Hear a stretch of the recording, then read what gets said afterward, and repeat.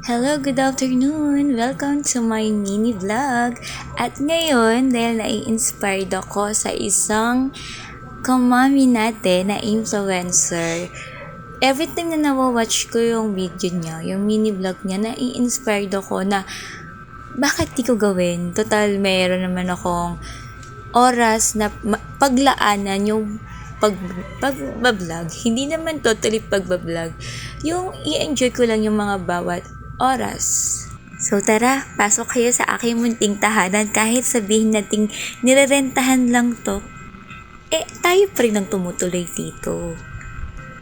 Pasensya na po kung medyo makalat kasi hindi ko pa na-organize yung ibang gamit dyan at syempre kakatapos lang mananghalian.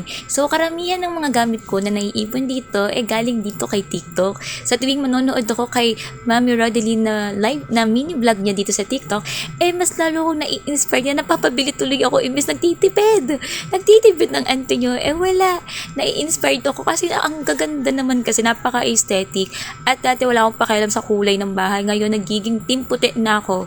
Grabe. Yung nakikita nyo na yun, napakagulo pa talaga. Aayusin natin yan. Uunti-untiin lang natin hanggang sa ma-achieve natin yung gusto nating ganda ng ating munting tahanan. O diba? Kahit papano, kahit maliit lang yung sinasahod, nakakapag-ipon pa rin tayo.